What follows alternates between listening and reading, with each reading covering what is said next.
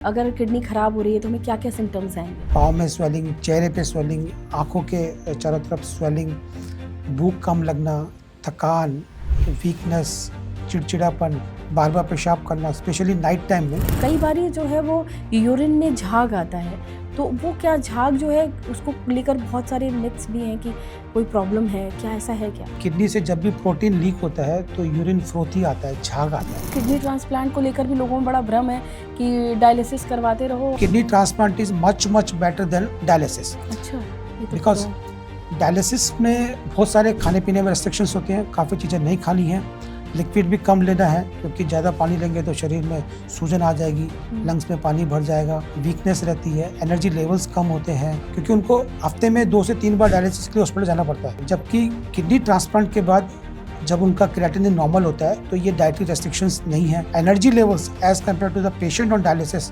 Transplant patients में ज़्यादा अच्छे होते हैं। मैं ये जानना चाहूँगी कि जो किडनी स्टोन होता है, मतलब क्या क्या ऐसे सिम्टम्स होते हैं कि पता चलेगा कि ये स्टोन का पेन है? देखिए, किडनी स्टोन का पेन होता है वो यूजुअली फ्लैंक रीजन से, मतलब यहाँ साइड से होता हुआ आगे नीचे की तरफ आता है, और पेन जो होता है वो कॉलिक ही होता है, मतलब एकदम से ज़्यादा हो जाएगा फिर धीरे धीरे कम हो जाएगा, फिर दोबारा आएगा, एक इंटेंसिटी तक पहुंचेगा फिर कम हो जाएगा। ज़्यादा समय तक अगर किडनी ब्लॉक्ड है, किडनी का रास्ता ब्लॉक है, किडनी फूली हुई है, सूजी हुई है, तो सूजन की वजह से जो किडनी में डैमेज हो जाते हैं वो कई बार परमानेंट होते हैं, वो जब बाद में स्टोन निकाल भी देंगे तो वो डैमेज रिकवर नहीं होते।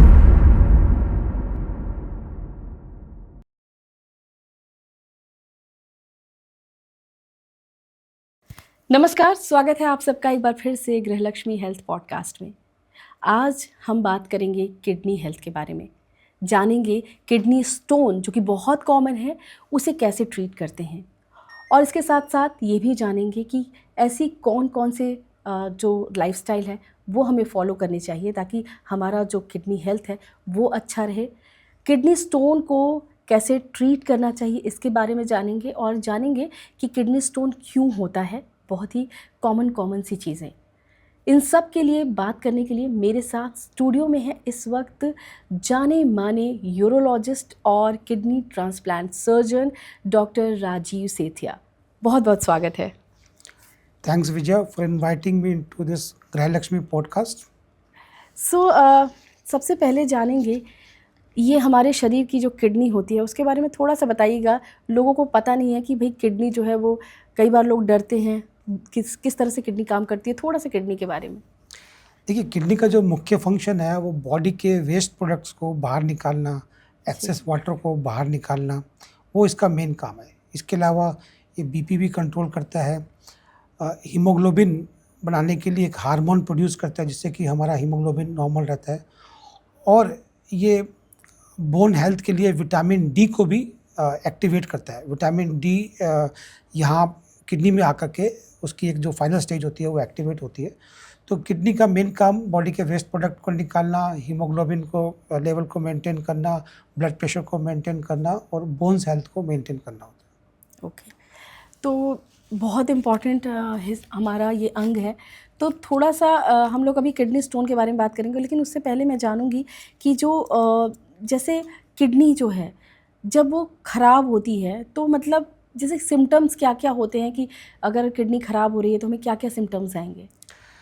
देखिए, जब किडनी खराब होना शुरुआती स्टेज में कुछ सिम्टम्स नहीं होते हैं। अच्छा, शुरुआत में कुछ नहीं होता। हाँ, क्योंकि काफ़ी साइलेंट होती है ये किडनी की बीमारियाँ। एडवांस स्टेजेस में आकर के सिम्टम्स देखने को मिलते हैं, जैसे पाँव में सूजन, चेहरे पे सूजन, तो ये शुरू में ही हो जाते हैं? हाँ, जब किडनी का फंक्शन काफ़ी हद तक ख़राब हो जाता है तब इस तरह के सिम्टम्स प्रोड्यूस होते हैं। अच्छा, पाँव में स्वेलिंग, चेहरे पे स्वेलिंग, आँखों के चारों तरफ स्वेलिंग, भूख कम लगना, थकान, वीकनेस, चिड़चिड़ापन, बार बार पेशाब करना, स्पेशली नाइट टाइम में, ये इनिशियल सिम्टम्स होते हैं। बट ये इनिशियल सिम्टम्स भी काफ़ी लेट देखने को मिलते हैं। Initial stages of kidney disease में सिम्टम्स कुछ होते नहीं हैं, तो kidney disease are usually quite silent at initial stages. अच्छा, तो ये बताइएगा जैसे जो रात को वो मतलब यूरिन में बार बार यूरिन जाना, तो क्या वो हमेशा ही ये, क्योंकि कुछ लोग कहते हैं कि मतलब कुछ लोग क्या ऑब्वियसली ये मतलब ये भी कहा जाता है कि अगर डायबिटिक हैं तो ज़्यादा मतलब यूरिन होता है। हाँ, देखो, रात में जो बार बार पेशाब आने की समस्या उसको नॉक्चूरिया बोलते हैं, वो किडनी डिजीज़ में भी देखने को मिलता है। ब्लैडर एबनॉर्मल ब्लैडर डिजीज़ में भी देखने को मिलता है, जी। हाई ब्लड शुगर वाले पेशेंट्स में भी देखने को मिलता है, ओल्ड एज में डिस्टर्ब्ड स्लीप की वजह से भी बार बार पेशाब करने के लिए उठना पड़ता है। सो अच्छा। मल्टीपल रीज़न होते हैं, बट किडनी डिजीज़ भी उसका एक कॉमन रीज़न है, और किडनी डिजीज़ में ये एक एज ए अर्ली साइन देखने को मिलता है। अच्छा। सो मुझे ये बताइएगा कि जो किडनी की जो बीमारियां होती हैं, क्या अर्ली मतलब जो बच्चों वगैरह में भी देखी जाती है क्या? हाँ, काफ़ी सारी ऐसी प्रॉब्लम है जो बच्चों को में देखने को मिलती हैं। ज़्यादातर ये कंजेनाइटल होती हैं, बाय बर्थ होती हैं, जैसे कि एडीपीकेडी, ऑटोसोमल पॉलीसिस्टिक किडनी डिजीज़। अच्छा। ऐसे ही एक और प्रॉब्लम होती है जिसे हम पीयूजी ऑब्स्ट्रक्शन बोलते हैं, जिसमें कि किडनी के मुंह बचपन से ही नैरो होता है, उसके किडनी के मुंह पे रुकावट होती है, जिससे कि किडनी फूल जाती है, सूज जाती है, और टाइम के साथ किडनी का फंक्शन कम होता है। और भी एक प्रॉब्लम होती है जिसमें किडनी में डिस्प्लास्टिक चेंजेस होते हैं। तो कुछ प्रॉब्लम बाय बर्थ होती हैं, कंजेनाइटल होती हैं, कुछ हेरिडिटरी भी होती हैं, तो बच्चे में भी किडनी डिजीज़ देखने को मिलती है। अच्छा, अभी मैं जैसे कि अभी आप बता रहे हो, अभी हम लोग चूँकि यूरिन की बात कर रहे हैं, तो मतलब इससे रिलेटेड बात कर रहे हैं, किडनी से रिलेटेड। तो मुझे 1-2 चीज़ें और जाननी है। बहुत ही कॉमन सी चीज़ है, जैसे कि जैसे कि आपने बताया कि रात को बहुत मतलब अगर यूरिन ज़्यादा जाए तो मतलब किडनी पर इफ़ेक्ट हो सकता है। तो ये बताइएगा मुझे, जो कई बारी जो है वो यूरिन में झाग आता है, तो वो क्या झाग जो है उसको लेकर बहुत सारे मिथ्स भी हैं कि कोई प्रॉब्लम है, क्या ऐसा है क्या? देखिए, पहले तो मैं करेक्ट करता हूँ कि आपने कहा कि रात को बार-बार पेशाब करने से किडनी पे ज़ोर पड़ता है, ऐसा नहीं है। हुँ। किडनी की प्रॉब्लम में रात को बार-बार पेशाब करने जाना पड़ सकता है। अच्छा। सो फ्रीक्वेंट यूरिनेशन जो नाइट टाइम में होता है, वो कई बार किडनी डिजीज़ में होता है। तो ठीक जब है। भी ऐसी समस्या होगी तो डॉक्टर से मिलके चेकअप करवाना है और पता करना है कि क्यों है, और उसका फिर इलाज करना है। अच्छा। दूसरा जो आपका ये सवाल है कि फ्रोथी यूरिन, झाग आना, हुँ। इसके मल्टीपल रीज़न्स होते हैं, और उनमें से एक रीज़न होता है कि किडनी से जब भी प्रोटीन लीक होता है तो यूरिन फ्रोथी आता है, झाग आता है। अच्छा। तो उस केस में हम अगर अर्ली स्टेज में उसको आइडेंटिफाई करके उसको ट्रीट करेंगे तो किडनी की बीमारी आगे प्रोग्रेस नहीं करेगी, आगे किडनी फेलियर की स्टेज नहीं आएगी। ओह! इसीलिए जब भी फ्रोथी यूरिन आता है तो डॉक्टर से मिल के चेकअप कराना है, और ये हमें ये देखना है कि कहीं प्रोटीन लीक होने की वजह से तो नहीं फ्रोथी यूरिन आ। Frothy okay. यूरिन के मल्टीपल रीज़न्स हैं। अच्छा, जैसे? कई बार अगर फ्लो यूरिन का फ्लो ज़्यादा है, हुँ। बहुत तेज़ी से पेशाब आ रहा है, तो भी फ्रोथी यूरिन आता है। डिहाइड्रेशन में भी फ्रोथी यूरिन आता है। कई बार जो टॉयलेट शीट को क्लीन करने के लिए जो कुछ केमिकल यूज़ होते हैं, उनकी वजह से भी यूरिन देखने पे बाद में फ्रोथी लगता है। हुँ। So but the most important is कि अगर प्रोटीन लीक की वजह से हुँ। यूरिन फ्रोथी है, झाग ज़्यादा है, तो उसको जल्दी से आइडेंटिफाई करके जल्दी ट्रीट करें, नहीं तो वो किडनी फेलियर की स्टेज पे जब पहुँचेगा तब उसको रिवर्स करना मुश्किल होता है। तब मुश्किल होता है, ओके। सो अभी हम लोग किडनी पर बात कर रहे हैं, हमने यूरिन पे बात की कि आपने बताया कलर के बारे में। सो अभी मुझे ये बताइएगा कि जो पानी वगैरह होता है, ये भी कहा जाता है कि किडनी वाले जो पेशेंट होते हैं उन्हें पानी कम पीना चाहिए, क्या ऐसा है? देखिए, जो किडनी फेलियर के पेशेंट हैं, सीकेडी, क्रॉनिक किडनी डिजीज़ के हुँ। पेशेंट्स हैं, उनकी किडनी कम काम कर रही होती है, तो पानी कम पीना चाहिए, लिक्विड कम लेना चाहिए, क्योंकि जब किडनी कम काम कर रही है तो वो एक्सेस फ्लूइड को, वाटर को बाहर नहीं निकाल पाएगी, और फिर किडनी में सूजन हो जाएगी, शरीर में सूजन हो जाएगी, और कई बार लंग्स में भी पानी भर जाता है, तो फिर साँस लेने में दिक्कत होती है। तो किडनी फेलियर के पेशेंट को लिक्विड कम लेना चाहिए, पानी कम लेना चाहिए। अच्छा, अब मुझे ये बताइएगा कि बीपी वगैरह उसका क्या संबंध है किडनी से? थोड़ा इसको विस्तार में बताइएगा, क्योंकि कई बार बीपी और किडनी इन सब का कुछ लोगों को रिलेशंस नहीं पता चल पाते हैं। जी। देखिए, किडनी फेलियर या क्रॉनिक किडनी डिजीज़ की जो मोस्ट कॉमन वजह है, जो रीज़न है, वो है uncontrolled hypertension, uncontrolled diabetes, obesity, मोटापा एंड पेन किलर। अच्छा। तो जब भी लंबे समय तक बीपी बढ़ा हुआ रहता है, अनकंट्रोल्ड रहता है, हाइपरटेंशन का हम लोग ख्याल नहीं रखते हैं, टाइम पे दवाइयाँ नहीं खाते हैं, तो किडनी में ग्लोमेरुलाइज़ होती हैं, उन पे ज़ोर पड़ता है, और उसकी वजह से किडनी का फंक्शन कम होता है, किडनी डैमेज होती है। हुँ। इसी तरीके से जब ब्लड शुगर भी हाई रहता है लंबे समय से, तो अनकंट्रोल्ड डायबिटीज़ की वजह से जब ब्लड शुगर हाई रहता है तो भी किडनी पे ज़ोर पड़ता है, ग्लोमेरुलाई पे ज़ोर पड़ता है, और वो उनका फंक्शन ख़राब होता है, और किडनी फेलियर की स्टेज सीकेडी धीरे-धीरे डेवलप होती है। अच्छा। मोटापे की वजह से बीपी भी ज़्यादा रहता है, शुगर भी ज़्यादा रहता है, तो मोटापा भी किडनी को ख़राब करता है। अच्छा। और जो पेन किलर होते हैं वो बेसिकली दो तरह के होते हैं, नसेड्स एंड ओपियोइड्स। अच्छा, नसेड्स मतलब ब्रूफेन, आइबुप्रोफेन, इस तरह के। कॉम्बिफ्लैम, डायनापार, डाइक्लोफेनेक, ये सब पेन किलर किडनी को ख़राब करते हैं, तो इनको अवॉइड करना चाहिए, स्पेशली लॉन्ग टर्म यूज़ इनका अवॉइड करना चाहिए। हुँ, जो दूसरे ग्रुप के पेन किलर होते हैं ओपियोइड, जिसमें ट्रामाडोल वगैरह होता है, वो ले सकते हैं, वो सेफ़ होते हैं। अच्छा वो सेफ होते हैं। हालाँकि उनके अपने साइड इफ़ेक्ट होते हैं, बट अगर हम किडनी के पॉइंट से बात करें तो वो opiate group of pain killer safe होते हैं एज़ अच्छा। Compare to नसेड्स। नसेड्स मतलब डाइक्लोफेनेक एंड आइबुप्रोफेन एटसेट्रा। अच्छा वो सब ठीक है। अब मैं जानना चाहूँगी जो डिसीज़ेज़ होते हैं, कौन-कौन से डिसीज़ेज़ होते हैं किडनी से रिलेटेड? देखिए, ब्रॉडली एज ए यूरोलॉजिस्ट अगर मेरे को डिवाइड करने को बोला जाएगा जी। तो मैं उनको renal medical disease and urological disease में अच्छा, अब डिवाइड इसको करूँगा। थोड़ा लेमैन की भाषा में समझा हाँ, दीजिए। तो जैसे अगर किडनी का फंक्शन ख़राब है हाई बीपी की वजह से, हाई ब्लड शुगर की वजह से, या और किसी मेडिकल की वजह से है, मोटापे की वजह से है, तो ये चीज़ें रीनल मेडिकल डिजीज़ में आती हैं और इनका इलाज दवाइयों से करना है। बीपी को कंट्रोल करना है, ब्लड प्रेशर के अलावा शुगर को कंट्रोल करना है, मोटापे के लिए जो भी खाने पीने में चेंज करने हैं, लाइफस्टाइल मॉडिफिकेशन करने हैं, वो करने हैं। हुँ, कई बार किडनी का फंक्शन ख़राब होता है स्टोन की वजह से, किडनी में इन्फेक्शन की वजह से, किडनी में पस पड़ गई है, किडनी के रास्ते में जो नलकी है उसमें कहीं रुकावट है, पेशाब की थैली में कहीं प्रॉब्लम है, पेशाब की थैली ठीक से काम नहीं कर रही है, पूरा पेशाब को बाहर नहीं निकालती है, कुछ पेशाब रुका रहता है, रुका हुआ पेशाब किडनी में जाके किडनी को ख़राब करता है। प्रोस्टेट बढ़ जाता है अक्सर ओल्डर एज में पुरुषों में, तो अच्छा। उसकी वजह से भी पेशाब की थैली खाली नहीं होती है, पेशाब रुका रहता है, जो कि फिर धीरे-धीरे किडनी को ख़राब करता है। हुँ, तो ये जो स्टोन, इन्फेक्शन, ब्लॉकेज, रुकावट, हुँ। एबनॉर्मल ब्लैडर, प्रोस्टेट्स, ये सब जो प्रॉब्लम्स होती हैं जिनकी वजह से अब किडनी ख़राब होती है, तो इसका इलाज यूरोलॉजिस्ट करते हैं। जो रीनल मेडिकल प्रॉब्लम की वजह से किडनी का फंक्शन ख़राब होता है, तो उसका इलाज नेफ्रोलॉजिस्ट करते हैं। अच्छा, अभी आपने ये वाला जो एक बहुत बड़ी दुविधा जो है वो रहती है लोगों में।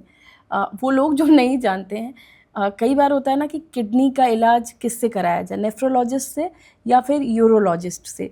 तो एक आम इंसान को अगर समझना हो कि वो अ, कहाँ जाएँ मतलब उन्हें कौन-सी प्रॉब्लम है तो उन्हें किस डॉक्टर के पास जाना चाहिए, नेफ्रोलॉजिस्ट के पास, मतलब अगर किडनी की प्रॉब्लम हो तो नेफ्रोलॉजिस्ट के पास कौन-सी प्रॉब्लम के लिए जानी चाहिए? उसके बारे में एकदम बहुत ही क्लियरली और बहुत ही थोड़ा-सा विस्तार से बता दीजिए।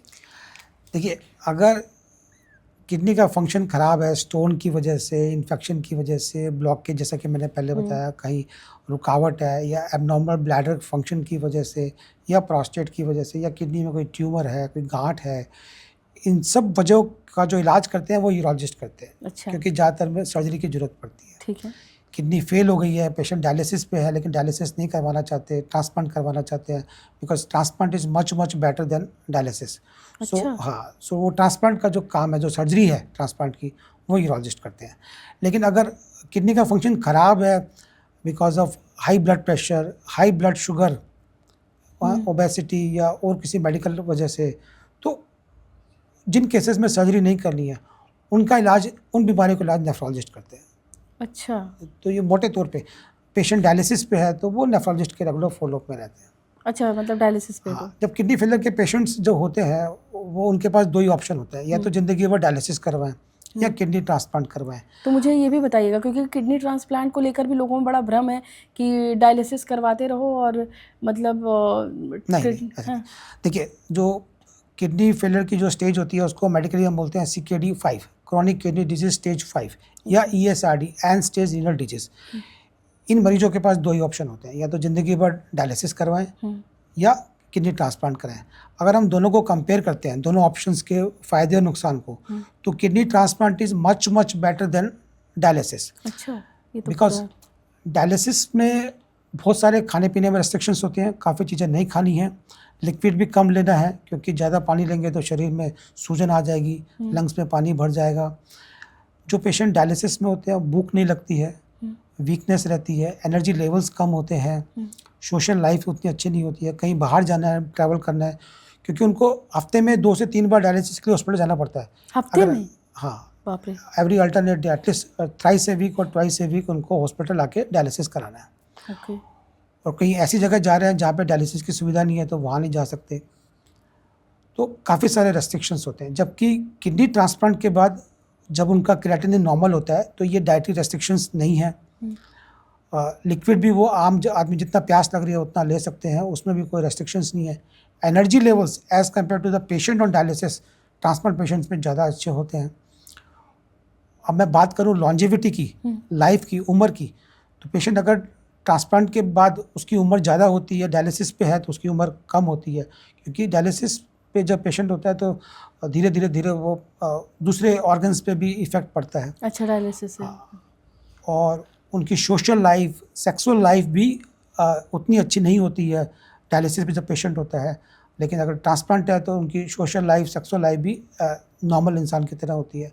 अगर मैं प्रेगनेंसी की बात करूं, किसी फीमेल को अगर डायलिसिस पे रहना पड़े और अगर वो उसको ट्रांसप्लांट करवाती है तो she can have a normal life, normal pregnancy भी हो सकती है, जबकि डायलिसिस पे प्रेगनेंसी के चांसेस भी कम हो जाते हैं। सो किडनी फेलियर पेशेंट के लिए best option is kidney transplant. अच्छा, ओके। अच्छा, मुझे ये बताइएगा कि अभी हमने किडनी के बारे में बात करें तो हम ये भी जान लें कि किस वजह से किडनी ख़राब होती है। वैसे तो बहुत सारे रीज़न्स होंगे, लेकिन मैं चाहती हूँ कि आप बहुत अच्छी तरह से समझाइए कि किडनी ख़राब क्यों होती है, क्या क्या ऐसी चीज़ें होती हैं जिसकी वजह से किडनी की स्थिति जो है वो बिगड़नी शुरू होती है।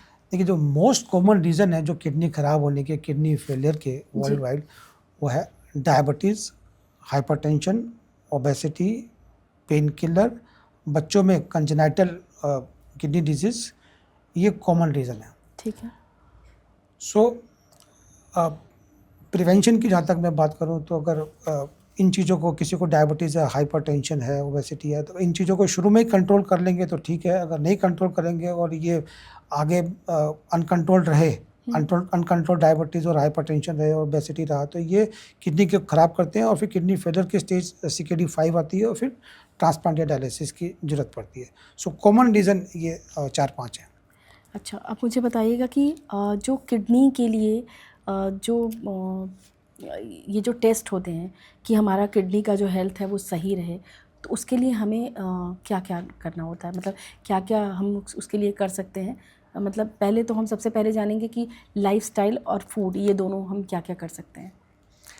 देखिए, पहले तो मैं आपके टेस्ट का जवाब देता हूँ। पहले टेस्ट का बताइएगा, उसके बाद फिर हम कि फूड एंड लाइफस्टाइल के बारे में बात करेंगे। जी, 2-3 तरह के टेस्ट होते हैं। देखिए, साल में एक बार प्रिवेंटिव हेल्थ चेकअप जरूर होना चाहिए, जिसमें कौन से सर? प्रिवेंटिव हेल्थ चेकअप जरूर करवाना ठीक है, चाहिए ठीक है। 40 साल की उम्र के बाद। जिसमें एक टेस्ट होता है kidney function test, serum creatinine, उससे हमें किडनी के फंक्शन का एक आइडिया होता है। एक और टेस्ट होता है EGFR बोलते हैं, जिसे हम कैलकुलेट करते हैं सीरम क्रिएटिनिन से और पेशेंट के दूसरे पैरामीटर से, उससे भी हमें किडनी फंक्शन का आइडिया होता है। प्रिवेंटिव हेल्थ चेकअप में यूरिन का टेस्ट भी होना चाहिए, क्योंकि अगर कुछ एबनॉर्मलिटीज़ होती हैं तो वो यूरिन के टेस्ट में जल्दी पकड़ में आती हैं, जैसे कहीं प्रोटीन तो नहीं आ रहा, कहीं ब्लड RBCs तो नहीं आ जिसको हम रही। KFT वगैरह सारा KFT kidney function test is blood test, proper हो जाता हाँ, है। जिसमें कि सीरम क्रिएटिनिन और कुछ दूसरे सारा कुछ आ पैरामीटर जाता होते है, हैं, हाँ, ठीक है। सीरम सोडियम, पोटेशियम हाँ। और इलेक्ट्रोलाइट्स देखे जाते हैं। सो ये तो किडनी की बीमारी को पता करने के टेस्ट हो गए। सो मेरी राय उसमें यह है कि 40 साल की उम्र के बाद साल में एक बार प्रिवेंटिव हेल्थ चेकअप होना चाहिए, जिसमें कि यूरिन का टेस्ट, रूटीन टेस्ट और किडनी फंक्शन टेस्ट जरूर होना चाहिए, to know the kidney health. अच्छा, किडनी की हेल्थ का स्टेटस जानने के लिए। ठीक है। है ना। अब आपने बात की कि उनकी लाइफस्टाइल कैसे इम्प्रूव करें ताकि किडनी डिजीज ना हो, तो उसमें यही है, सबसे पहली एडवाइस तो है कि पेन किलर ना खाएं। पेन किलर खाने से किडनी पे जोर पड़ता है, किडनी का फंक्शन खराब होता है, स्पेशली नसेट्स ग्रुप को पेन किलर जो होते हैं। बाकी अगर किडनी का फंक्शन नॉर्मल है तो खाने का कोई रेस्ट्रिक्शंस नहीं है, हेल्दी डाइट लें, जंक फूड अवॉइड करें, बाहर का खाना अवॉइड करें, और लिक्विड भी जितनी प्यास लगती है उतना लें, बहुत ज़्यादा भी नहीं लें, बहुत कम भी ना लें। लिक्विड का इंटेक एटलीस्ट 2 to 3 लीटर होना चाहिए, डिपेंडिंग अपॉन क्लाइमेट, सर्दियों में कम, गर्मियों में ज़्यादा। और लिक्विड का मतलब ये नहीं है कि प्लेन वाटर है, लिक्विड फॉर्म में जो भी अच्छा लगता है वो लें। एडिक्वेट लिक्विड लेना है, एडिक्वेटली हाइड्रेट रखना है बॉडी को। बट अगर किडनी का फंक्शन खराब है, KFT डिरेंज्ड है, then there are lot of restrictions. खाने में काफ़ी चीज़ें नहीं खानी है, पानी कम लेना है, ज़्यादा पानी लेंगे तो सूजन आ जाएगी। खाने में जैसे अगर मान लीजिए किडनी में कुछ प्रॉब्लम आ गई तो खाने में क्या चीज़ अवॉइड करें? प्रोटीन की मात्रा कम लेनी है। आम आदमी को जो प्रोटीन लेना होता है वो 0.8 to 1 मिलीग्राम पर केजी ऑफ बॉडी वेट लेना होता है, जबकि किडनी फेलियर के पेशेंट्स में 0.6 to 0.8 प्रोटीन कम लेना है। प्रोटीन में भी मैं बात करूँ तो एनिमल प्रोटीन कम लेना है, रेड मीट कम लेना है, प्लांट बेस्ड प्रोटीन ज़्यादा लेना है क्योंकि वो किडनी पे कम जोर डालता है। अच्छा, इसी तरीके से खाने पीने में वो चीज़ें अवॉइड करनी है जिनमें पोटेशियम और फास्फोरस ज़्यादा होता है। जैसे? जैसे सिट्रस फ्रूट अवॉइड करना होता है। अच्छा, सिट्रस फ्रूट में पोटेशियम ज़्यादा होता है और इन जब लोगों को मतलब किडनी वाले लोग ये सब नहीं खा सकते? हाँ, वो उनको अवॉइड करना चाहिए क्योंकि जब किडनी कम काम कर रही होती है तो किडनी का एक फंक्शन होता है पोटेशियम को बाहर निकालना। अगर किडनी कम काम कर रही है तो पोटेशियम को बाहर नहीं निकाल पाएगी पेशाब के ज़रिए, वो फिर शरीर में इकट्ठे होते रहेंगे और वो फिर हार्ट पे जोर डालते हैं, हार्ट की रिदम को अफेक्ट करते हैं। तो ऐसे खाने की चीज़ें जिनमें पोटेशियम ज़्यादा होता है वो कम खाने चाहिए, जिनमें से सिट्रस फ्रूट मैंने आपको बताया वो कम लेना है। अगर क्या फ्रूट खा सकते हैं, ये फ्रूट की बात करें तो एप्पल ले सकते हैं, पपाया ले सकते हैं, बेरीज ले सकते हैं, अ, वो सब सेफ़ है। बट सिट्रस फ्रूट को जहाँ तक हो सके अवॉइड करना चाहिए। और ये जो टमाटर बोला जाता है कि टमाटर के जो बीज हैं, वो तो बिल्कुल नहीं खानी चाहिए। नहीं, वो टमाटर के बीज मना करते हैं स्टोन डिजीज़ के पेशेंट्स अच्छा, के लिए अच्छा क्योंकि ठीक वो है, ऐसा माना उसमें बोला जाता है। जाता है। हाँ, तभी हाँ, मैं स्टोन पे भी आऊँगी। हाँ, तो जी। वो ऐसा माना जाता है कि उसमें बिकॉज़ दे आर ऑक्ज़लेट रिच, तो जिनको ऑक्ज़लेट स्टोन बनता है उनको खाने में वो चीज़ें कम खानी चाहिए, बंद नहीं करना चाहिए, कम खाना चाहिए। अच्छा। स्टॉप करने की ज़रूरत नहीं है, बैन करने की ज़रूरत नहीं है। You should decrease it to the moderate amount rather than the high intake. हुँ। अब ये अभी जैसे कि पानी की बात आपने बताई तो थोड़ा-सा उसको एक बार और क्लियर कीजिए, क्योंकि क्या है कि पानी को लेकर बड़े मिथ्स हैं। आजकल मतलब इंस्टाग्राम पर लोग बोलते हैं कि पानी इतना सारा पीना है, आपको एक्स्ट्रा पानी पीना है, बहुत सारा पीना है। तो ये बताइए, क्योंकि एक नॉर्मल हेल्थ के लिए क्योंकि ऑब्वियसली पानी डायरेक्ट किडनी से रिलेटेड है बहुत ज़्यादा, तो बताइए कि कितना पानी पिएँ, मतलब एक नॉर्मल इंसान को कितना पानी पीना चाहिए ताकि उनका पूरा ओवरऑल हेल्थ जो है वो ठीक रहे, और साथ के साथ ऑब्वियसली जब आप हेल्थ अच्छा रहेगा तो सब कुछ ठीक रहेगा और आपकी किडनी भी सही रहेगी। देखिए, इसमें मैं ये कहूँगा कि लिक्विड का इंटेक एडिक्वेट होना चाहिए, एडिक्वेट हाइड्रेशन होना चाहिए। ज़रूरी नहीं है कि प्लेन वाटर ही पीना है, लिक्विड फॉर्म में आपको जो भी अच्छा लगता है वो लेना है, एडिक्वेटली हाइड्रेट करना है, ओवर हाइड्रेट नहीं करना। ये भी नहीं है कि 5-6 लीटर ले रहे हैं। कई बार हमारे स्टोन के पेशेंट्स हमें मिलते हैं, बताते हैं कि खूब पी रहे हैं, 5-5, 6-6 लीटर पानी पी रहे हैं, तो वो भी नहीं करना है।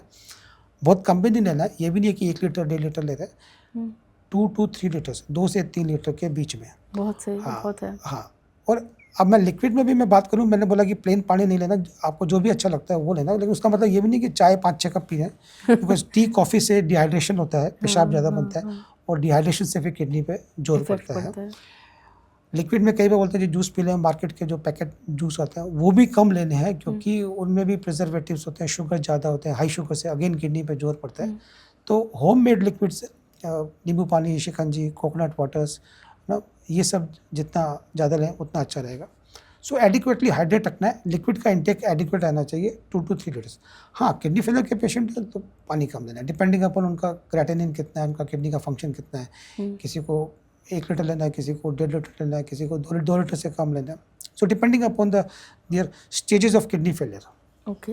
अच्छा, मुझे ये बताइएगा कि ये अभी यूरिन वाली बात हम लोग पूछ रहे थे, तो मुझे एक और मेरे दिमाग में एक और बात अचानक से एक और सवाल आ गया। वो ये है कि जो यूरिन का जो कलर है, कलर पे भी बहुत सारी चीज़ें डिपेंड करती हैं कि आपकी किडनी जो है वो कैसा, मतलब कैसी स्थिति में है? हाँ, डिहाइड्रेशन की स्टेज में यूरिन का कलर थोड़ा डार्क होता है, जिसे बोलते हैं हाई कलर्ड यूरिन। हुँ, सो अगर हम वेल हाइड्रेटेड होते हैं तो यूरिन का कलर ठीक होता है, लाइट होता है, लेकिन डिहाइड्रेशन के स्टेज में वो हाई कलर होता है, डार्क होता है। इसके अलावा जब किडनी में कोई प्रॉब्लम है या पेशाब के रास्ते में कहीं कोई स्टोन है या कहीं कोई ट्यूमर है और उनसे ब्लड आ रहा है तो भी यूरिन का कलर चेंज हो जाता है, पिंक हुँ, या हाई कलर हो जाता है, कई बार बिल्कुल रेड होता है। हुँ। सो कलर से भी हमें काफ़ी जानकारी मिलती है कि कहीं किडनी के रास्ते में या किडनी में कहीं कुछ प्रॉब्लम तो नहीं है। अच्छा, अब मुझे बताइएगा कि किडनी को सही रखने के लिए अभी आपने फूड के बारे में बताया। अब मुझे बताइएगा कि फ़िज़िकल एक्टिविटीज़ कौन-कौन सी एक्टिविटीज़ हैं जो कि किडनी के लिए बेस्ट होंगी? उसके बाद फिर हम आएँगे स्टोन पे। देखिए, टू कीप किडनी हेल्दी, स्वस्थ रखने के लिए दिन में कम से कम आधा घंटा जरूर एक्सरसाइज करनी चाहिए। अच्छा। मॉडरेट इंटेंसिटी एक्सरसाइज, ये नहीं है कि बहुत ज़्यादा हैवी वेट उठा रहे हैं या रिस्की एक्सरसाइज कर रहे हैं, उतना नहीं करना। Walking, jogging, stretching, yoga, these are the best exercise for kidney failure patients. अच्छा। आम इंसान को भी एक्सरसाइज करनी चाहिए, but my advice is heavy exercise करने की जरूरत नहीं है, moderate intensity exercise is sufficient. अच्छा, वो सभी के लिए वही ठीक है। हाँ, है ना, बहुत बट किडनी फेलियर पेशेंट्स में हाँ डॉक्टर की राय से ही करें, और वॉकिंग, रनिंग, जॉगिंग इन्हीं पे ज़्यादा दें, ज़्यादा जिम वाली एक्सरसाइज ना करें। ओके, तो चलिए किडनी हेल्थ के बारे में ये सारी बातें तो हो गई। अब हम आएंगे, जो मेन मुद्दा है वो ये है कि आजकल बहुत कॉमन हो गया है सब में, लोगों में किडनी स्टोन। मतलब हर दूसरे तीसरे इंसान में ये देखा जाता है कि किडनी स्टोन हो गया है उसकी। मतलब अब मुझे बताइएगा किडनी स्टोन क्यों होता है, और मतलब वो कैसे, जो आप लोग निर्धारित करते हैं कि ये इतना बड़ा है, छोटा है, और किस सिचुएशन में ये अपने आप निकल जाता है, किस सिचुएशन में इसे ऑपरेट करना पड़ता है। तो ये सारी इन्फॉर्मेशन थोड़ा विस्तार से बताइएगा, ताकि लोगों को किडनी स्टोन के बारे में जो डर है वो भी दूर हो, और जो फैक्ट बात है वो पता चले। देखिए, जो स्टोन बनते क्यों हैं उसका सबसे कॉमन रीज़न है लेस इनटेक ऑफ लिक्विड्स। हम लिक्विड्स जब कम लेते हैं तो स्टोन बनने के चांसेस पानी? काफ़ी ज़्यादा, पानी, हाँ, अच्छा। है ना। दूसरा, अगर हम खाने पीने की बात करें तो खाने पीने में भी काफ़ी चीज़ें ऐसे हैं जिनकी वजह से भी स्टोन बनते हैं। जंक फूड ले रहे हैं, आउटसाइड फूड ले रहे हैं, ऐसे खाना जिसमें ऑक्सीडेंट ज़्यादा है वो ले रहे हैं, तो भी स्टोन के चांसेस काफ़ी बढ़ जाते हैं। कई बार किडनी और पेशाब के रास्ते में कहीं रुकावट है, ब्लॉकेज है, उसकी वजह से पेशाब पूरा बाहर नहीं निकल पाता, रुकावट होती है, उसकी वजह से भी स्टोन बनते हैं। कई बार कुछ हेरिडिटरी प्रॉब्लम्स होती है, उसकी वजह से भी स्टोन बनते हैं। सो मल्टी फैक्टोरियल या कई रीज़न है, जिनमें सबसे जो कॉमन है वो liquid, less intake of liquids, पानी कम लेना, और खाना पीना, ये सबसे कॉमन रीज़न है। अब जहाँ तक इनके मैनेजमेंट की बात है, इनका ट्रीटमेंट की बात है, सर, लेकिन मैं एक और चीज़, इससे पहले मैं मैनेजमेंट पे जाऊँ, मैं ये जानना चाहूँगी कि जो किडनी स्टोन होता है, जब आपको किडनी स्टोन है पेट में, जैसे मतलब जब भी आपको पेट में क्या दर्द वगैरह जो होता है, तो मैं ये जानना चाहूँगी कि जो दर्द होता है, मतलब क्या क्या ऐसे सिम्टम्स होते हैं कि पता चलेगा कि ये मतलब स्टोन का स्टोन है। पेन है। जी, स्टोन का पेन है। देखिए, किडनी स्टोन का पेन होता है वो यूजुअली फ्लैंक रीजन से, मतलब यहाँ साइड से होता हुआ अच्छा। आगे नीचे की तरफ आता है, और पेन जो होता है वो कॉलिक ही होता है, मतलब एकदम से ज़्यादा हो जाएगा, फिर धीरे धीरे कम हो जाएगा, फिर दोबारा आएगा, एक इंटेंसिटी तक पहुँचेगा, फिर कम हो जाएगा। सो कॉलिक की नेचर का होता है, घटता बढ़ता रहता है। इसके अलावा पेन के साथ में पेशाब करने में भी समस्याएं हो सकती हैं, जैसे पेशाब में ब्लड आना, हाई कलर्ड यूरिन आना, गहरे रंग का पेशाब आ रहा है, पेशाब करने में दर्द है, जलन है, और कई बार पेन के साथ नौशिया, वॉमिटिंग होती है। अच्छा। तो ये जो सिम्टम्स हैं ये यूजुअली किडनी स्टोन के या यूरेट्रिक स्टोन के सिम्टम्स होते हैं। अच्छा, तो जब भी ऐसे सिम्टम्स हो, डॉक्टर से मिल के उसको डायग्नोज करके इलाज कराना है। ठीक है। अब मैं अगर इलाज की बात करूं तो जब भी पेशेंट हमारे पास आते हैं, हम लोग सबसे पहले इमेजिंग में अल्ट्रासाउंड या सिटी स्कैन करके देखते हैं कि स्टोन किस जगह पे है, किस साइट पे है, और उसका साइज क्या है। अच्छा। मोटे तौर पे अगर स्टोन 5 mm के आसपास का है तो ज़्यादातर केसेस में एडिक्वेट हाइड्रेशन से वो फ्लश आउट हो जाता है। वो कैसे करवाते हैं आप लोग? पेशेंट को कहते हैं कि पानी अच्छे से पीना है, या लिक्विड फॉर्म में जो भी अच्छा लगता है वो ज़्यादा लेना है। प्लस कई बार अगर यूरेटर में फंस जाता है, यूरेटर एक नलकी है जो कि किडनी को ब्लैडर से जोड़ती है, उसके लोअर थर्ड में जब भी स्टोन होता है और वहाँ फंस जाता है, तो कुछ मेडिसिन होती हैं जो यूरेटर को डायलेट करती हैं, जिससे कि यूरेटर लूज़ होता है और स्टोन ब्लैडर में गिरता है और फिर फ्लश आउट हो जाता है। सो एडिक्वेट हाइड्रेशन से हम उसको फ्लश आउट कर सकते हैं, 5 mm 6 mm तक के छोटे जो स्टोन होते हैं। और तो वो कैसे बाहर निकलते हैं, टूट टूट के या कैसे? नहीं, उसी नलके से निकलते हैं, निकल जाते हैं। हाँ। और अगर लोअर यूरेटर में है तो वो मेडिसिन जो देते हैं उससे भी स्टोन निकलने के चांसेस ज़्यादातर होते हैं। ठीक है। लेकिन ऐसा नहीं है कि सभी केस में ये बाहर निकल ही जाएंगे 5 mm के। अच्छा। 90-95% केस में इस साइज के स्टोन निकल जाते हैं, बट रिमेनिंग 5 to 10% में कई बार फंस जाते हैं और उन केसेस में निकालना पड़ता है। और कई बार वो फंस जाते हैं तो उसकी वजह से किडनी का फंक्शन ख़राब हो जाता है, क्रिएटिनिन बढ़ जाता है, अच्छा, यूरिन में इन्फेक्शन हो जाता है, किडनी में इन्फेक्शन हो जाता है।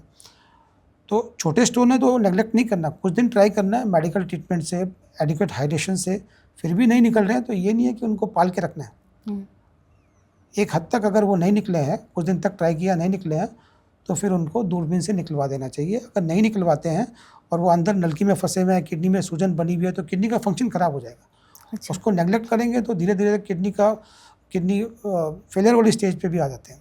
अच्छा। और कई बार जब किडनी स्टोन बनता है तो किडनी का फंक्शन ख़राब हो जाता है, उसको नेगलेक्ट करेंगे तो धीरे धीरे किडनी फेलियर वाली स्टेज पे भी आ जाते हैं। रुकावट की वजह से किडनी में पेशाब रुका हुआ है, उसमें पस पड़ जाती है, जिससे कि किडनी का फंक्शन और ख़राब होता है, बुखार आता है, पायोनेफ्रोसिस हम उसको बोलते हैं, और उसकी नौबत आ जाती है, तो किडनी निकालने की भी कंडीशन आ जाती है, नौबत आ जाती है।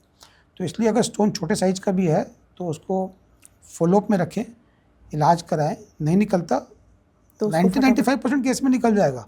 5-10% केसेस में अगर फंस गया, नहीं निकल रहा है, तो उसको निकलवाना है। अच्छा, ठीक है। देखिए बड़े स्टोन है तो पेशेंट्स यूजुअली निकलवा लेते हैं, क्योंकि वो बड़े दवाई में कितना लगभग? देखिए अगर 1 सेंटीमीटर है, 1.5 सेंटीमीटर है, 2 सेंटीमीटर है, तो ये स्टोन नहीं निकलते, इनको तो फिर दूरबीन से निकालना ही होता है। ठीक है। लेकिन छोटे स्टोन को अक्सर लोग पाल लेते हैं, उनको लगता है कि ये निकल जाएंगे, वो निकल भी जाते हैं। जैसा कि मैंने बताया 90 से 95% निकल जाते हैं। लेकिन वो 5-10% पेशेंट्स हैं, उनके लिए मेरी ये एडवाइस है कि अगर नहीं निकल रहा तो उसको पाले नहीं, ट्राई ना उसको करें। नेगलेक्ट नहीं करें, get it removed in well in time. इससे पहले कि वो किडनी को ख़राब कर दें, उसको निकलवा के अपनी किडनी को बचाइए। अच्छा। और आज की डेट में जो किडनी स्टोन की जो इंटरवेंशन है वो सब स्कारलेस है, उनमें कोई इंसिजन चीरा नहीं लगता, सब दूरबीन से होता है, लेज़र से होता है, और मिनिमली इन्वेजिव है, तो एक ही दिन हॉस्पिटल में रहना होता है। सेम डे शाम को भी छुट्टी कर सकते हैं, एक दिन रात को रोक के अगले दिन भी छुट्टी कर सकते हैं। एक इम्पोर्टेंट मैसेज मैं आप इस पॉडकास्ट के जरिए अपने सभी श्रोताओं को देना चाहूँगा कि जितनी भी सर्जरी होती है उसके बाद हम एक स्टेंट डालते हैं, जिससे हाँ, क्योंकि एक स्टंट का ये होता है, क्योंकि लोगों को स्टंट से काफ़ी लगता है, क्योंकि एक स्टंट जो नाम है ना वो हार्ट वाले से भी रिलेटेड है, तो वो क्या होता है, क्या उसको किस तरह का वो स्टंट होता है, वो एक बार बताइएगा। देखिए जब भी स्टोन किडनी की नलकी में कहीं फंसा होता है या किडनी के मुंह में फंसा होता है जी। तो उस इम्पैक्शन की वजह से उस जगह पे घाव हो जाता है, और जब हम उसको स्टोन को रिमूव करते हैं और अगर हम उस नलकी को ऐसे ही छोड़ देंगे तो हीलिंग फेज में वो जो घाव होता है वो जब भरता है तो नैरो हो जाता है, नलकी सिकुड़ जाती है, जिसे स्टिक्चर बोलते हैं, और वो सिकुड़न की वजह से फिर किडनी में सूजन बनी रहेगी, स्वेलिंग बनी रहेगी, और वो किडनी का फंक्शन खराब हो जाएगा। अगर हम स्टेंट डालेंगे तो हीलिंग स्टेंट के ऊपर होगी, हीलिंग वो स्टिक्चर बनने के चांसेस को काफ़ी कम कर देता है। अच्छा। और फ्यूचर में किडनी में सूजन नहीं बनी रहेगी, किडनी का फंक्शन ख़राब नहीं होगा। इसके अलावा कई बार किडनी की स्टोन की जब सर्जरी करते हैं तो कई बार बाद में कोई क्लॉट उस जगह नलकी में आके फंस गया या कोई स्टोन का फ्रेगमेंट नलकी में आके फंस गया तो दोबारा से ब्लॉकेज हो जाएगा, किडनी में सूजन होगी, पेन होगा, और पेशाब जो रुका हुआ है किडनी में उसमें अगर इन्फेक्शन हो गया फिर बुखार आएगा। तो स्टेंट के फ़ायदे बहुत ज़्यादा हैं, नुकसान यही है कि वो जितने दिन अंदर रहता है तो पेशाब करते समय थोड़ा डिस्कम्फर्ट होता है, कुछ लोगों को स्टेंट की वजह से पेशाब में ब्लड भी आता है, कई बार उसकी वजह से बुखार भी होता है, इन्फेक्शन भी होता है, बट ये सब ट्रीटेबल मैनेजेबल प्रॉब्लम्स हैं। अगर हम स्टेंट को नहीं डालते हैं तो जो हीलिंग फेज में जो स्ट्रक्चर बन जाता है उसके लॉन्ग टर्म साइड इफ़ेक्ट होते हैं किडनी फंक्शन पे। अच्छा। तो हम स्टेंट डाल के उनको बचा सकते हैं, और ये जो सिम्टम्स हैं इनको कम करने के लिए मेडिसिन भी दी जाती है, जिससे काफ़ी हद तक ये सिम्टम्स कम हो जाते हैं। किसी को दिक्कत ज़्यादा होती है जल्दी निकालते हैं, पहले स्टेंट को काफ़ी लंबे समय तक रखते थे, आजकल ज़्यादातर स्टोन सर्जरी के बाद स्टेंट को 5 to 7 डेज में निकाल देते हैं। तो वो जो निकालने की प्रक्रिया है वो काफ़ी ज़्यादा पेनफुल होती है? नहीं, उसको तो hardly less than 1 minute job. And उसके बाद दर्द वगैरह? नहीं, कोई पेन नहीं। अच्छा। और अंडर एनेस्थीसिया होता है तो कोई पेन नहीं होता। अच्छा। तो इन नटशेल स्टेंट डालने से हीलिंग अच्छी होती है, शॉर्ट टर्म साइड इफ़ेक्ट कुछ लोगों में होते हैं जो कि मेडिसिन से मैनेजेबल होते हैं, और आजकल तो इतना सर्जरी रिफाइंड हो गई है कि काफ़ी सारे केसेस में हम स्टेंट डालने को अवॉइड भी कर सकते हैं। अच्छा, जैसे अगर हमने सर्जरी के टाइम देखा कि जहाँ पे स्टोन फंसा हुआ है वहाँ पे कोई ज़्यादा घाव नहीं है, कोई ज़्यादा इन्फेक्शन नहीं है, तो we can avoid putting stent also. So उस केस में हम स्टेंट नहीं भी डालते। तो स्टंट जो है वो मतलब क्या हमेशा ज़रूरी होता है? नहीं, काफ़ी सारे केसेस में अब हम स्टेंट को अवॉइड भी कर रहे हैं। अच्छा। जहाँ स्टोन की वजह से ज़्यादा कुछ अल्सर नहीं है, वहाँ पे कुछ ज़्यादा म्यूकोसा को डैमेज नहीं हुआ है, वहाँ हम स्टेंट को अवॉइड भी कर सकते हैं।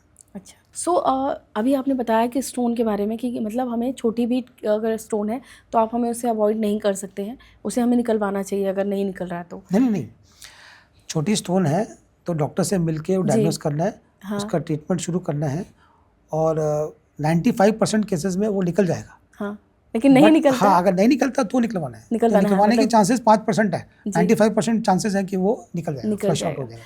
सो अब मैं जानना चाहती हूँ जो किडनी स्टोन जो होता है, सबसे पहले जो किडनी स्टोन जब लोग देखते हैं तो बहुत ज़्यादा डर जाते हैं कि अरे अब ये तो बहुत ज़्यादा प्रॉब्लम करेगा।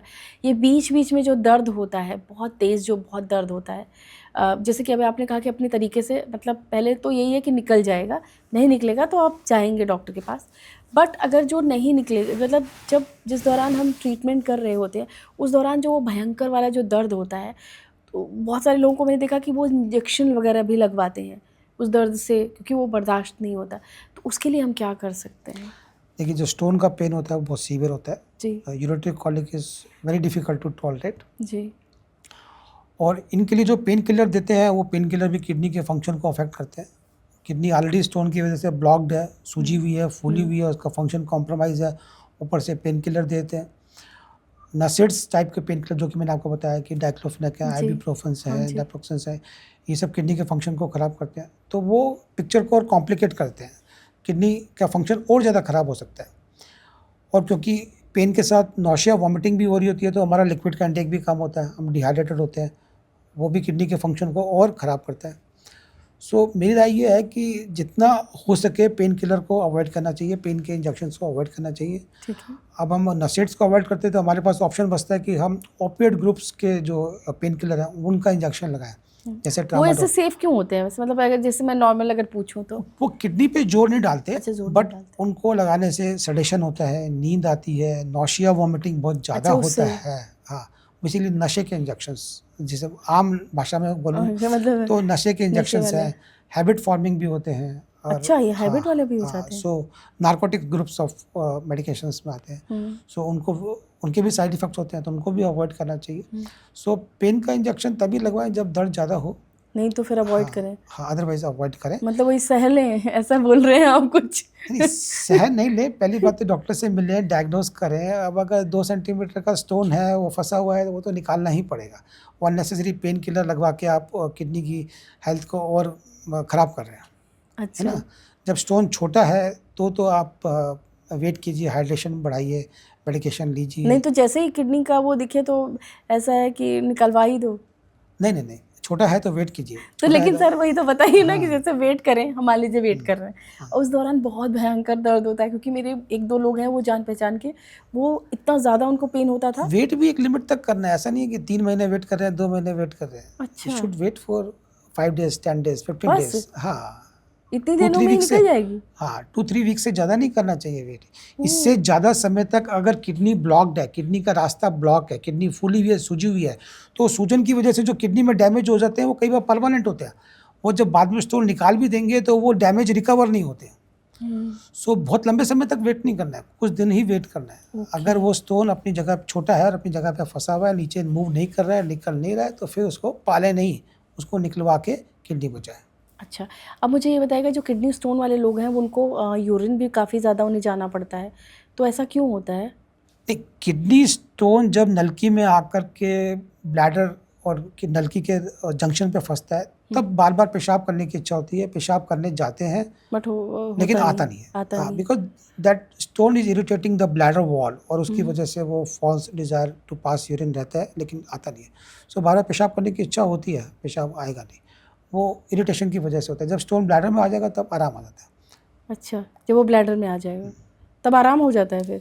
हाँ, एक बार स्टोन जब ब्लैडर में आ गया तो उसके बाद फ्लश आउट हो जाता फिर है। तो फ्लश आउट ज़्यादातर हो केस जाता में है, निकल मतलब वो जाता है। किडनी में फँसा है, तो किडनी की नलकी में फँसता है या किडनी के मुँह में फँसता है, और उससे जब निकलता हुआ ब्लैडर में आ जाता है तब आराम आ जाता है। कई बार ब्लैडर से आगे पुरुषों में प्रोस्टेट एक ऑर्गन होता है जो पेशाब की थैली के नीचे होता है, वहाँ पे आके कई बार फँस जाता है तो निकालना पड़ता है।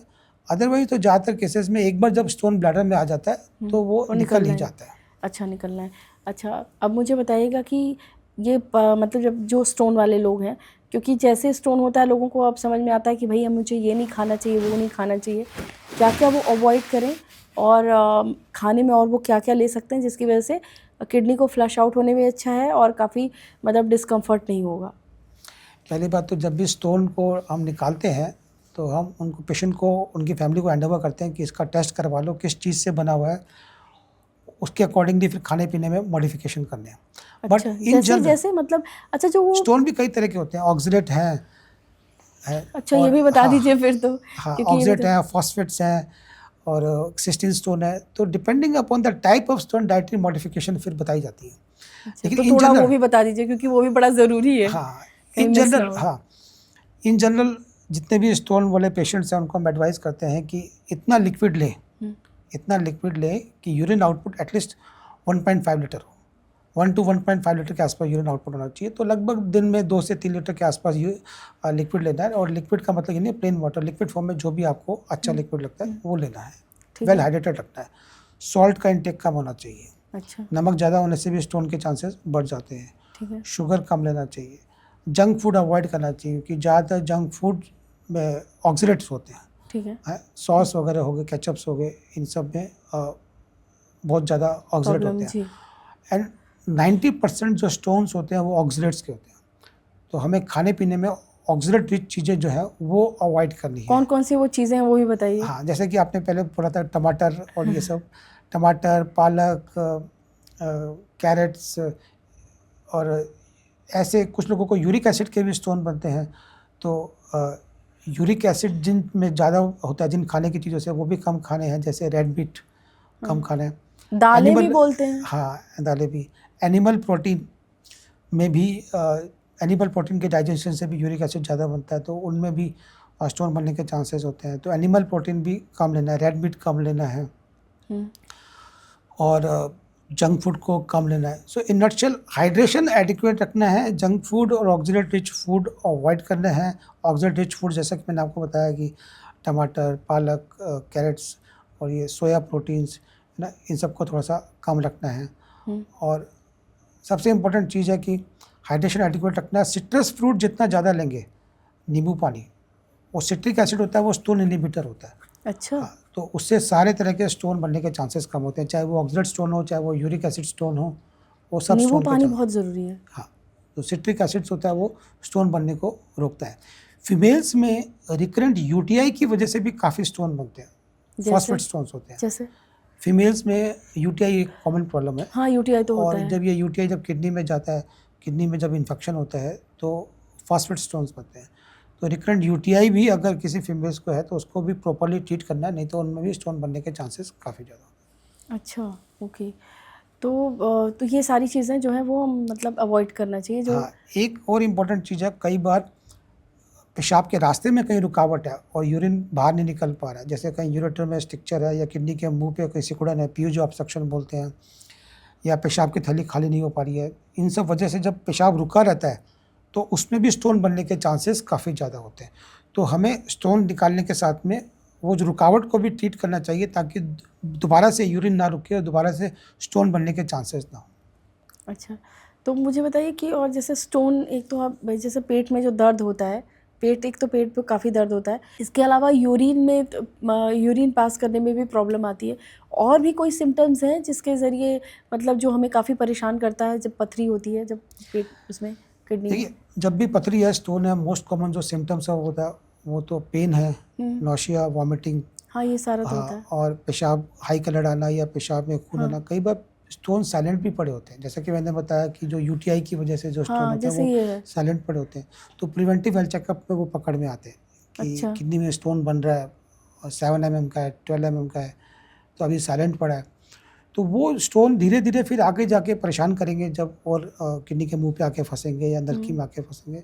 तो कई बार साइलेंट भी होते हैं स्टोन, सिम्टम्स हुँ। नहीं भी होते हैं, लेकिन अगर वो बड़े हैं तो उनको निकलवा देना चाहिए, क्योंकि वो फ्यूचर में जाके परेशान करेंगे। तो ये बताइएगा जैसे इसका टेस्ट होता है, तो फिर ये टेस्ट जैसे जब तक हमें प्रॉब्लम नहीं हो रही है, जैसे मुझे अगर दर्द नहीं हो रहा है या फिर चीज़ें नहीं हो रही है, अगर मुझे ये जनरल मुझे पता करना हो कि भई मेरा सब कुछ ठीक चल रहा है ना, कहीं कोई पथरी-वथरी तो नहीं है, तो इसके लिए हमें कौन-सा टेस्ट कराना होगा? सिंपल जो देखिए, जैसा कि मैंने बताया कि साल में एक बार प्रिवेंटिव हेल्थ चेकअप तो करवाना ये इसमें चाहिए। सब आ जाएगा? हाँ, तो प्रिवेंटिव हेल्थ चेकअप में किडनी का फंक्शन टेस्ट होता है, यूरिन का हाँ, टेस्ट होता है, एक पेट का अल्ट्रासाउंड होता है। तो अल्ट्रासाउंड में मालूम पड़ जाता है कि किडनी में कहीं कोई स्टोन तो नहीं है। तो वो भी हर साल करा सकते हैं? हाँ, साल में एक बार करवाना चाहिए। मतलब 1 साल हाँ, 1 साल बाद तो करवा लेना हाँ, चाहिए। दिक्कत नहीं भी है तो भी साल में एक बार प्रिवेंटिव हेल्थ चेकअप करवा के देख लेना चाहिए कि सब कुछ ठीक है, कोई कोई साइलेंट प्रॉब्लम तो नहीं डेवलप हो रही है। कि अंदर से कोई साइलेंट प्रॉब्लम तो नहीं चल रही। हुँ। अच्छा चलिए ये तो हो गई, अब हम थोड़ा-सा किडनी ट्रांसप्लांट के बारे में बात कर लेते हैं, क्योंकि हम लोग ओवरऑल किडनी के बारे में बात कर रहे हैं तो थोड़ा-थोड़ा बहुत अंदर से गहनता में न जाके जो ट्रांसप्लांट होता है वो मतलब उसको लेकर भी बहुत सारे मिथ्स होते हैं कि लोगों को लगता है कि किडनी ट्रांसप्लांट एक तो सबसे खर्चीला होता है, बहुत ज़्यादा खर्चीला होता है। तो आधी प्रॉब्लम तो ये हो जाती है कि खर्चीला है, फिर पता नहीं सक्सेसफुल है भी कि नहीं। चलो खर्चीला तो आदमी किसी तरह से झेल जाएगा, बट वो सक्सेसफुल है या नहीं। तो उसके बारे में थोड़ा सा उन लोगों का मिथ्स क्लियर कीजिएगा कि क्या हो सकता है अगर जैसे किडनी प्रॉब्लम है, अगर ख़राब है तो किडनी ट्रांसप्लांट जो है वो एक अच्छा ऑप्शन हो सकता है, एंड उसके बाद की लाइफ जो है वो कैसे चलेगी। बहुत ही अच्छा सवाल पूछा आपने, क्योंकि जब भी फैमिली में किसी का किडनी ख़राब होता है, किडनी फेलियर स्टेज पर आ जाते हैं और नौबत आ जाती है डायलिसिस की, तो सबके दिमाग में यही सवाल होता है कि डायलिसिस पे रहें कि किडनी ट्रांसप्लांट करें। जैसा कि मैंने आपको पहले बताया, इन दोनों ऑप्शन को कंपेयर करते हैं तो transplant is much much better then dialysis. क्या वजह है वो मैंने आपको बताया कि उसमें खाने पीने का ज़्यादा रेस्ट्रिक्शंस नहीं है, नॉर्मल डाइट और नॉर्मल लिक्विड अमाउंट ले सकते हैं, एनर्जी लेवल्स अच्छे रहते हैं, सोशल और सेक्सुअल लाइफ भी अच्छी रहती है, लॉन्जिविटी भी अच्छी रहती है, एनर्जी लेवल्स भी अच्छे हैं। ओनली थिंग इज़ टाइम पे दवाइयाँ खानी है, टाइम पे डॉक्टर को दिखाते रहना है, और जब भी कुछ प्रॉब्लम हो डॉक्टर को दिखा के उसको टाइमली ट्रीट करना है। जहाँ तक फाइनेंशियल्स की बात आई है, अगर हम कंपेयर करें कि किसी को रेगुलर डायलिसिस कराना है, क्योंकि डायलिसिस में भी खर्चा होता है। मुझे हफ्ते वो में खर्चा भी बता दीजिएगा। हाँ, हफ्ते में उसको 2 से 3 बार हॉस्पिटल में आकर डायलिसिस करवाना है। अगर वो हीमोडायलिसिस नहीं कर रहे हैं, पेरिटोनियल डायलिसिस कर रहे हैं, तो वो ये घर कौन पे से दोनों बता दीजिए एक बार कि कौन कौन से दोनों देखिए, हीमोडायलिसिस तो हॉस्पिटल में होता है, उसमें आप पेशेंट को हफ्ते में 2 से 3 बार आना होता है, और एक कैला, एक फिस्टुला बनता है, उसके थ्रू ब्लड उसको पंचर करके ब्लड हीमोडायलिसिस मशीन में जाता है, वहाँ से फिल्टर होकर दोबारा से शरीर में जाता है, इसको बोलते हैं हीमोडायलिसिस। एक होता है पेरिटोनियल डायलिसिस, जो कि पेट में एक पेरिटोनियल फ्लूइड्स डाल के और बॉडी के जो वेस्ट प्रोडक्ट हैं ये उनको दर्द एब्जॉर्ब होता है करके। इसमें क्या? नहीं, वो एक ट्यूब पहले सर्जरी करके लगा देते हैं, फिर उससे होता है। अच्छा। सो ये डायलिसिस में भी खर्चे होते हैं। अगर हम डायलिसिस के खर्चों को काउंट करें और किडनी ट्रांसप्लांट का जो खर्चा है, जो वन टाइम खर्चा है, उसको काउंट करें, so kidney transplant is much much cheaper option as compare to regular dialysis. अच्छा। क्योंकि वो ट्रांसप्लांट करवाने के बाद फिर बार बार जो रिकरिंग खर्चे हैं उससे जान छूट जाती है। अच्छा। दूसरी बात, जो अक्सर फैमिली वाले, जैसा कि तो ये होता है कि पहले ट्रांसप्लांट करवाएं या नहीं कराएं, फिर डोनेशन पे बात आती है कि किडनी जो डोनर है घर में जब कोई तैयार होता है किडनी डोनेशन के लिए, तो उनके दिमाग में 50 तरह के सवाल होते हैं कि उनकी लाइफ कैसे होगी किडनी डोनेशन के बाद। हाँ, मतलब डर के मारे लोग नहीं देंगे। हाँ, तो उसके बारे में मैं एक मैसेज कन्वे करना चाहूँगा कि जब भी हम किडनी ट्रांसप्लांट करते हैं तो जब डोनर का वर्कअप करते हैं तो उसके कुछ क्राइटेरियाज होते हैं और डिटेल में वर्कअप होता है। हर किसी की किडनी नहीं ले सकते।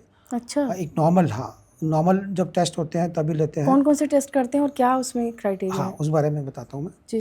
तो उन सब को करने का मकसद यही है कि अगर किसी ने किडनी डोनेट की है, कहीं ऐसा ना हो कि भविष्य में उसकी तबीयत खराब हो जाए, उसको किडनी फेलियर की स्टेज डेवलप हो जाए और उसको डायलिसिस की जरूरत पड़ जाए। तो हमें ये इंश्योर करना है कि जो किडनी दे रहा है उसको फ्यूचर में किडनी फेलियर ना हो, उसको किडनी में डायलिसिस, उसको फ्यूचर में डायलिसिस की जरूरत ना। ये लोग आगे आप लोग डिसाइड मतलब देख के पता कर सकते हो? हाँ, उसके लिए डिटेल वर्कअप होता है, काफ़ी डिटेल में। अच्छा। तो जैसा कि मैंने आपको पहले बताया था कि किडनी की डिजीज़ होती है वो अनकंट्रोल्ड डायबिटीज़, अनकंट्रोल्ड हाइपरटेंशन और ओबेसिटी की वजह से होती है। तो डोनेशन वही कर सकता है जिसको डायबिटीज़ नहीं है, जिसको हाइपरटेंशन नहीं है, जिसको मोटापा नहीं है, या कोई ऐसी प्रॉब्लम नहीं है जिसके लिए कोई रेगुलर पेन किलर खाते हैं। अगर किसी को डायबिटीज़ है तो वो किडनी नहीं दे सकता। किसी को अगर अनकंट्रोल्ड हाइपरटेंशन है, अनकंट्रोल्ड बीपी रहता है तो वो किडनी नहीं दे सकता। तो ये उनके लिए प्री रिक्विजिट्स हैं कि जो डोनेशन करना चाहता है फैमिली में, उसको अनकंट्रोल्ड डायबिटीज़, अनकंट्रोल्ड हाइपरटेंशन नहीं होना चाहिए। डायबिटीज़ तो बिल्कुल नहीं होना चाहिए। हाइपरटेंशन है, कंट्रोल्ड है तो कुछ सिलेक्टेड केसेस में ले सकते हैं। हाइपरटेंशन तो आजकल लोगों को बहुत ही कॉमन हो गया है, मतलब हाँ, सो वो अगर अनकंट्रोल्ड हाइपरटेंशन है तो नहीं लेना, डायबिटीज़ है तो बिल्कुल ही नहीं लेना। लेकिन हाइपरटेंशन कंट्रोल्ड है तो कुछ सिलेक्टेड केसेस में ले सकते हैं। और ऐसा भी नहीं है कि बहुत ओबीज हैं और किडनी दे सकते हैं, नहीं।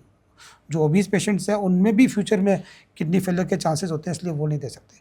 तो हम सारे टेस्ट करते हैं, पूरे बॉडी का चेकअप करते हैं, सिर से लेकर के टांग तक, कि कहीं फ्यूचर में इनमें किडनी फेलियर की स्टेज डेवलप ना हो जाए और इनको कभी डायलिसिस की और किडनी ट्रांसप्लांट की ज़रूरत ना पड़े। सो मुझे बताइएगा कि जो हाइपरटेंशन है वो मतलब किस तरह के लोगों को वो लोग नहीं कर सकते किडनी डोनर? हाँ, तो अनकंट्रोल्ड हाइपरटेंशन नहीं होना चाहिए, डायबिटीज़ नहीं होनी चाहिए, मोटापा ओबेसिटी नहीं होनी चाहिए और रेगुलर पेन किलर ना ले रहे हो।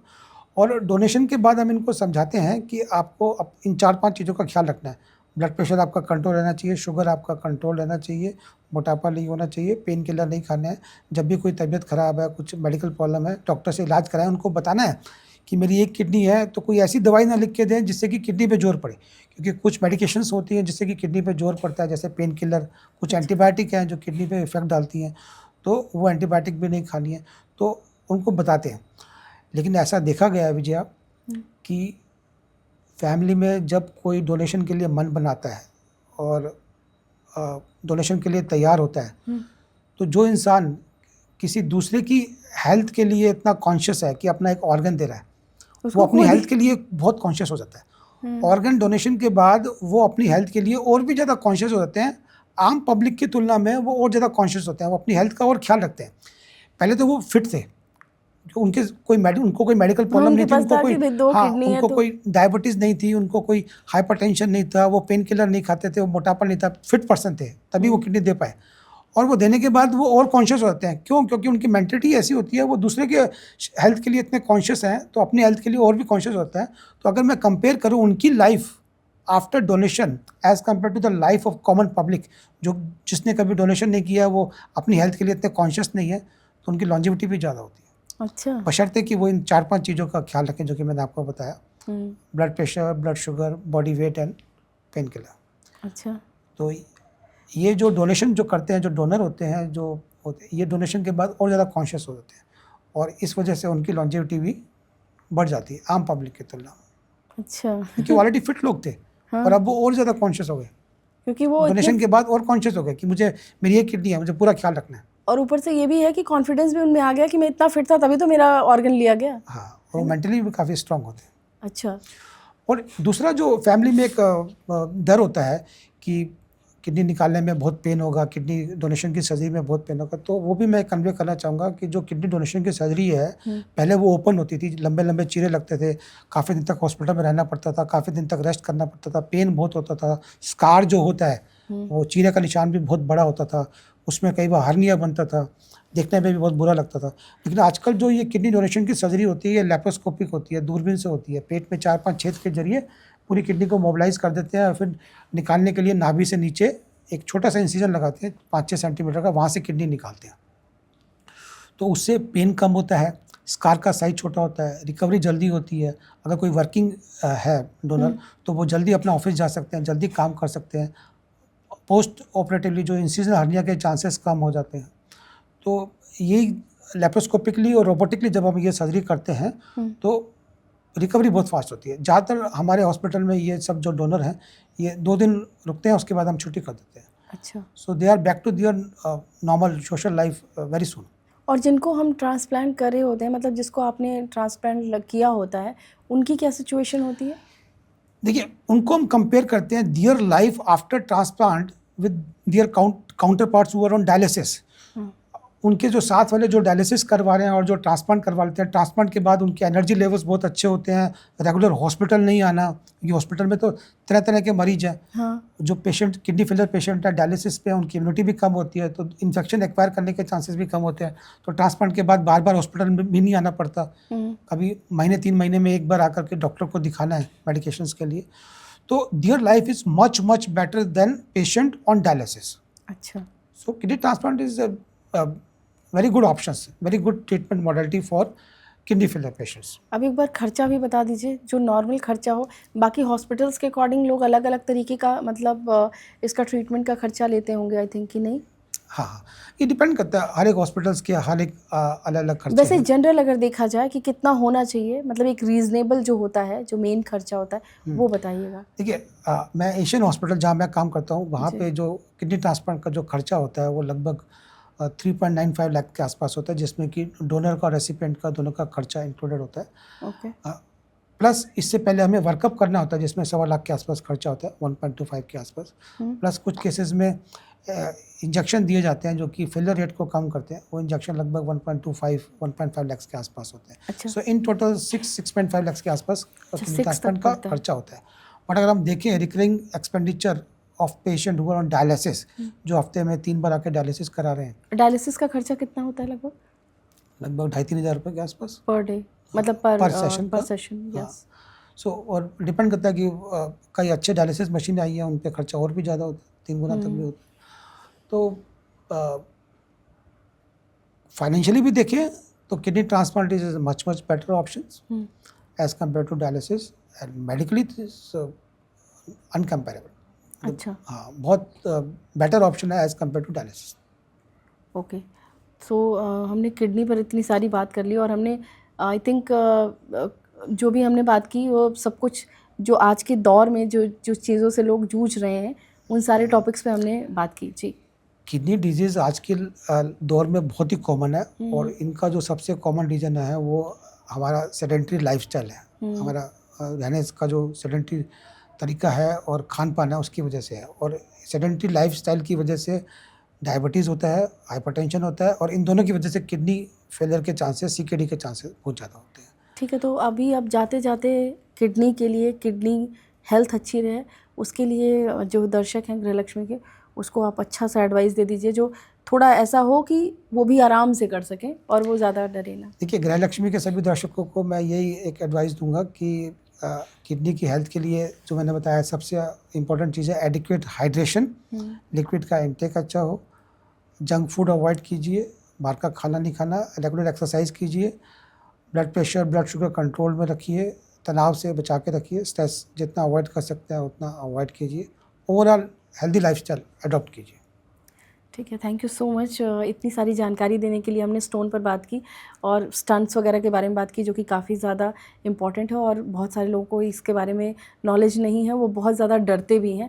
किडनी ट्रांसप्लांट के बारे में भी बात की हमने बहुत अच्छी तरीके से कि भाई इसमें घबराने की ज़रूरत नहीं है। हाँ, खर्चा होता है बट कोई प्रॉब्लम नहीं है। अगर आपके पास बजट है एंड अगर आप करवा सकते हैं तो आपके लिए ये अच्छा ऑप्शन है। तो आपने इतनी सारी जानकारी दी, इतनी कम वक्त में हमने बहुत कुछ जान लिया। सो बहुत बहुत धन्यवाद। Thank you. थैंक्स। सो ये जो पॉडकास्ट है वो बहुत कमाल का पॉडकास्ट है। किडनी के बारे में हमने बात की, किडनी हेल्थ का को जाना कि कैसे किडनी हेल्थ को हम सही रख सकते हैं। साथ ही साथ स्टोन की प्रॉब्लम होती है उसे कैसे ठीक करें, क्यों होती है, ये सब कुछ जो है वो हमने बहुत ही अच्छे तरीके से जाना। निदान के बारे में भी जाना जो कि सबसे ज़्यादा ज़रूरी है।